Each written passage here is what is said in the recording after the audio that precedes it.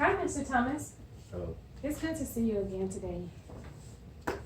How are you doing today? I'm doing okay. Okay, well, how has your week been with your daughter? I know since last week we kind of discussed um, your relationship and how she's been acting out of control. You all haven't been communicating lately. How exactly have you all been doing this week, and how are your feelings about it? Have you been feeling any anxiety or anything like that? It has been okay. She still doesn't talk to me much, and she is still acting out in school. Okay, so I want to ask you, how would you feel about bringing her in the next session? I believe that it would be good for me to speak with your daughter and you together as well as separately to try to get an idea of everything, the different dynamics of your relationship and everything that's going on. How would you feel about that? That would be fine. I would definitely bring her in. I cannot promise that she will talk. Okay, well, you know, Mr. Thomas, that's okay. We can kind of work on that together as we go along. And when we get to that point, if she has issues talking, we can try to search out those feelings that she's having. If she doesn't want to talk, we can just be comfortable and being silent with her until she gets to a point where she's ready to talk. You know, we can still have the session. We can include her in the session, allow her to do different activities that may open her up to talking with us and everything like that. So it's just a matter of getting her here and let's see where we go from there, okay? Okay, thank you. Okay, so for today, I would just like to get into like specifics of the problem. I know last week we discussed the problem in general and everything, and we went over confidentiality and informed consent. Do you remember all of that? Mm-hmm. Okay, I just want to make sure you still understood that. And this week, I just want to pretty much talk about the problem with you and your daughter and how everything is affecting your relationship. Is that okay with you? Yes, I'm ready. Okay, so Mr. Thomas, what I'm going to do is I'm going to really need you to use your imagination when it comes to today. And I want you to think about, just sit and think about a situation. Say, for instance, you left this appointment today, you know, and you went home and you did all your chores, you cooked dinner, and finally, when you were done, you fell asleep, okay? Say, for instance, that out of the blue, like in the middle of the night, a miracle happened. And when you woke up the next morning, all of the problems between you and your daughter, everything was just gone. You didn't have any issues, any problem, it had all disappeared. How could you say what does that look like for you? What do you mean? Okay, say, what would your day be like? How would you know pretty much that those problems no longer exist being between you and your daughter? How would you know that? Well, I would wake up and do my hygiene and make up my bed, and then I would go downstairs and cook breakfast for me and my daughter, as usual. Okay. Excuse me. How does and then after that, what would happen? My daughter sits down at the table. She'll say, "Good morning, Dad," and then she'll eat breakfast with me, and we'll talk about life and school, which is totally different from how it goes now. Okay. So how does it go? Well, usually she gets up and she takes a Pop-Tart and walks out of the door without saying anything, and it makes me anxious because I worry about her and how she is, dealing with school and my wife passing away, and also I worry that she doesn't want, to be close because of what happened to her mother.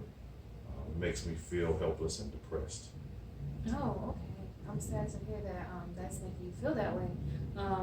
It seems like you all don't communicate really at all. No.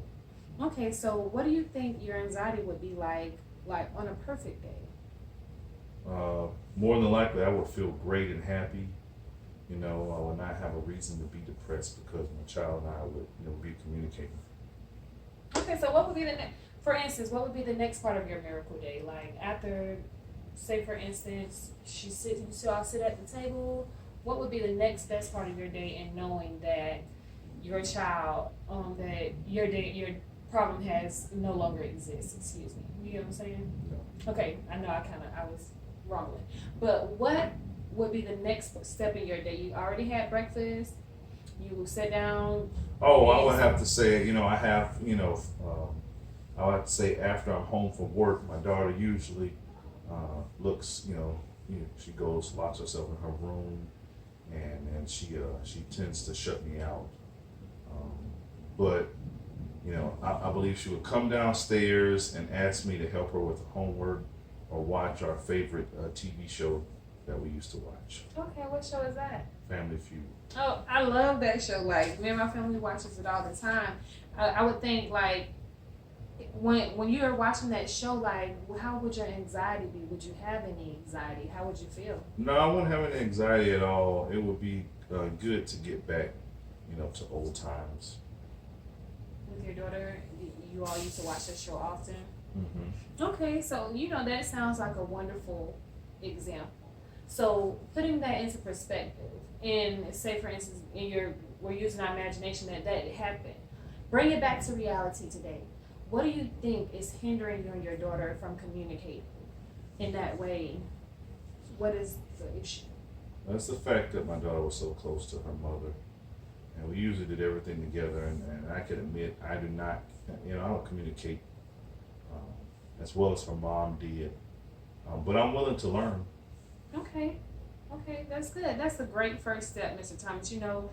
When I'm sitting here thinking about it, you're willing to learn and you're willing to regain a close relationship, that close relationship that you had with your child in the beginning.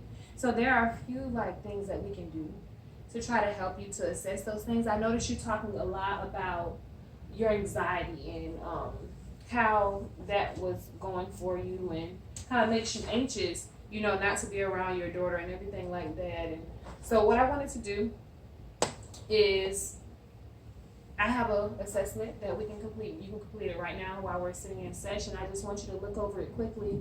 And no, actually, I'm sorry, not complete it right now. This is the one that I gave you last week. The assessment for homework that I told you to complete before you came in. Thank you for bringing it back. I wanted you to actually go over this and kind of see your score and discuss that. Okay?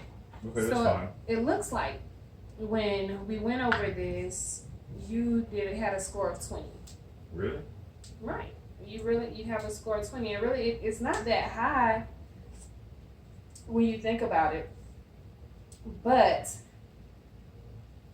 excuse me, it could be you getting a score of 20 could mean that you're masking your feelings or you're in denial of your feelings. Like, you've learned how to cope with your feelings or whatever.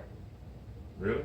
So, when we're doing the anxiety, we want to get you at a point where I don't think necessarily that you're in denial, but we want to get you to a point where you're recognizing what's causing you to separate yourself from others in your environment, because that could be what you're doing, and maybe that could be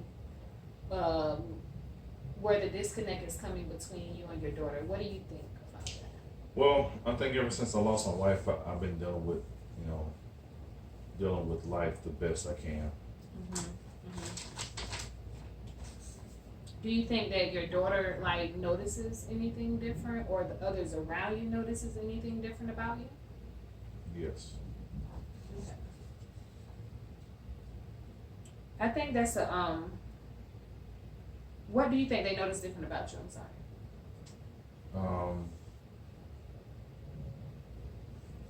Just the way I act. I mean, my whole, personality, and I wish I could communicate better to my daughter, because I love her so much. Okay. And how do you think you can express that to her? I think that's a good goal to set, that you want to communicate better with her so you can express your love for her. What do you think about that? Think about what? Setting the goal to be set is that you want to communicate with your daughter better, and be able to show her that you love her more. So you can set a goal. How do I communicate with my daughter better? What do you think about that? Yeah, if it would help. Okay, so that can be one of the goals, and we can definitely work through this together. I actually have some assignments in mind for your homework that I think would be great things for you to do and go over with, first for yourself and also for your daughter. How does that sound? Sounds great. Okay, so the first thing I want to do, is I want to have you do the BEX inventory, depression inventory. I noticed that when we were talking in the last introduction session, you did say that you were kind of having some depressive thoughts. Is that still the case because of the situation with your wife? Mm-hmm. Okay, so As far as the situation with your wife, and are you having depressed thoughts concerning your daughter as well still? Yeah. Okay, so I feel like I want to kind of get a gauge of that depression. I want to kind of see what level you're on as far as your depression. So I want you to take this assignment home, and I know that we're having our sessions every other week. So I would like, this gives you a little time to, complete them all. Some of them can be a little lengthy, but it's usually just questions, yes or no, or on a scale 1 to 3 or 1 to 5. Can you rate this, and then bring them back so we can kind of discuss them. That we can try to figure out what coping skills, what techniques we may need to use, and what we can do to kind of help you with that depression, and see the intensity level of it. Okay, so that's your first homework assignment. Just put it to the back. And then for the second homework assignment, I have a parenting style assignment. So the way that it looks like from what you were saying, like your daughter just pretty much wakes up in the morning, grabs some food, and leaves out the door, right? Mm-hmm. So when she does that, something has to be missing in your communication style. What do you think? Yeah, I mean, it's definitely something that's missing. What do you mean? What's missing in our communication side? As far as how you all are relating to each other, how It's just a disconnect because I You're think she's just hurting from her mom not being there, and also I'm hurting from my wife not being there. So we just have a huge you're disconnect. distant from each other. Okay, so what I have is a parenting style assessment that I think would be beneficial for you to actually see what is your parenting style. It shows it's a questionnaire, and here are the instructions here, and it's just the inventory, true or false.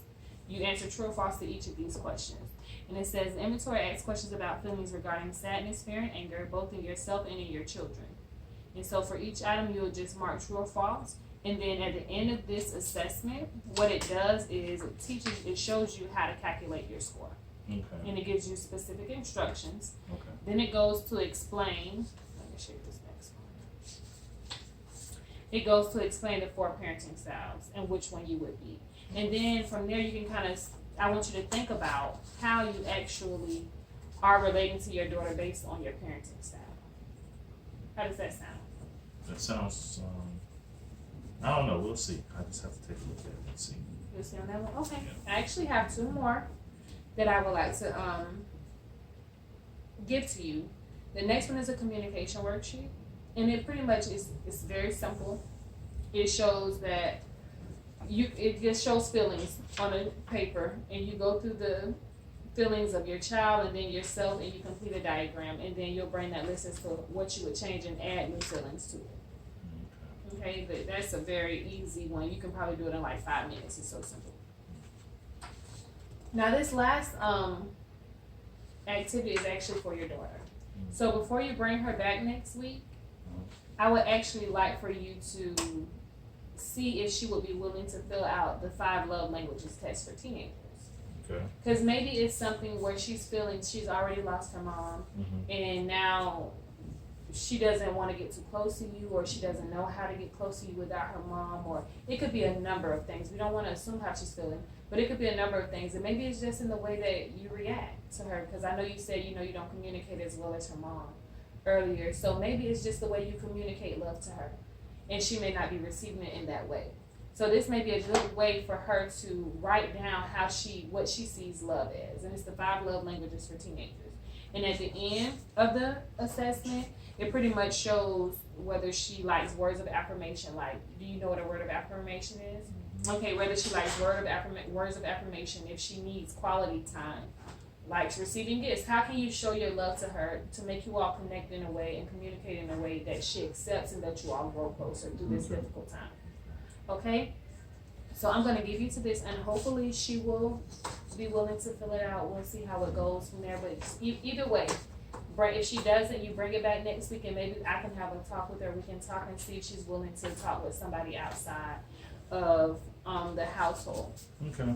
Okay, so is there any feedback, any questions that you would have for me? No, not this time. I have to wait and see how all this paperwork. I'll see how this all works out. I have feedback after I complete these worksheets. Okay, that sounds really good. So what I want to do, I want you to keep in mind that miracle and your goal and what you really want to do with your daughter and how you want your relationship to grow. as you're going throughout your week and interacting with your daughter. It's also another thing, a little technique you can do is called do the right thing. Okay? It's in like, if the thought of do the right thing is, what have I done negatively that towards my daughter? Like you say, she gets up in the morning and she walks out and she doesn't say good morning or anything. Well, if she's not saying good morning, are you saying good morning?